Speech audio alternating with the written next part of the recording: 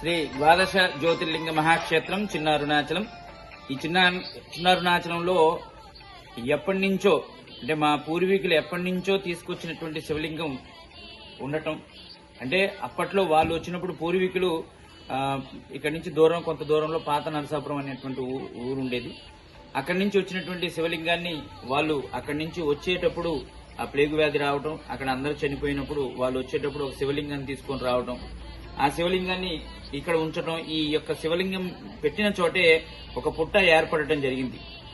ఆ 14వ శతాబ్దం నాటి విగ్రహాలు ఇప్పటికీ కూడా ఆ యొక్క పాత నరసాపురం గ్రామంలో ఉండటం జరిగింది. వాటిలో అక్కడ శివలింగం లేదనమాట, ఒక శివలింగం ఇక్కడికి వచ్చింది. ఆ శివలింగం మీద ఈ పుట్ట ఏర్పడటం, ఈ పుట్ట ఏర్పడి ఈ పుట్టలో ఉన్నటువంటి నాగేంద్రుడే ధ్యానంలో కనిపించి ఇక్కడ దేవాలయం కట్టమని చెప్పడం ద్వారా ఇక్కడ నేను ఈ యొక్క దేవాలయాన్ని నిర్మాణం ప్రారంభించడం జరిగింది.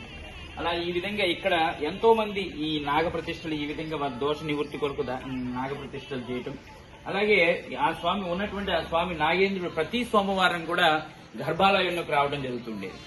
అయితే ఇది ఎప్పటి నుంచి ఉంది అంటే గుడి నిర్మాణం ప్రారంభమైనప్పటి నుంచి కూడా ఆ నాగేంద్రుడు ఇక్కడ సంచరించడం, అప్పుడే గర్భాలయ నిర్మాణం జరిగినప్పుడు అక్కడికి వెళ్లటం కూడా జరిగింది.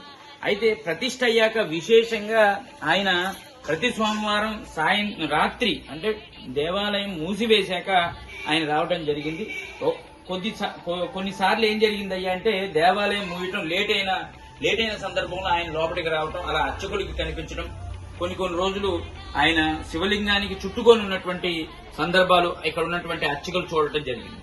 కాబట్టి ఇక్కడ ఇంత ప్రాశిష్టం కలిగిన నాగేంద్రుడు ఇక్కడ సంచరించడం ద్వారా ఈ పుట్టలో నాగేంద్రుడు నేనున్నాను అని తిరగటం జరుగుతుంది. చూస్తున్నాం, ఇక్కడ ఉన్నటువంటి ప్రజలు ఎంతో మంది చూశారు.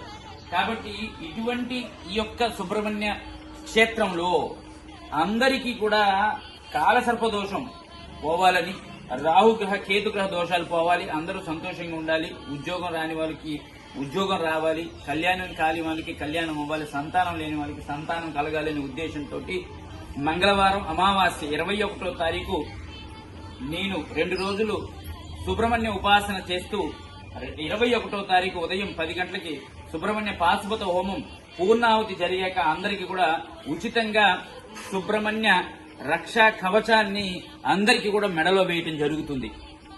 కాబట్టి తప్పకుండా వారి జాతక దోషాలున్నా కూడా, అలాగే కాలసర్ప దోషాలున్నా కూడా, వారు వంశం చేసినటువంటి సర్పదోషాలు ఏమైనా ఉన్నా కూడా పోవటానికి ఈ సుబ్రహ్మణ్య కవచ ధారణ చేసుకున్నట్లయితే వారికి మంచి జరుగుతుంది అనే ఉద్దేశంతో ఆ సుబ్రహ్మణ్య ఆశీస్సులు అందించాలని 21వ తారీఖు అందరూ తప్పకుండా 10 గంటలకు ఉండండి.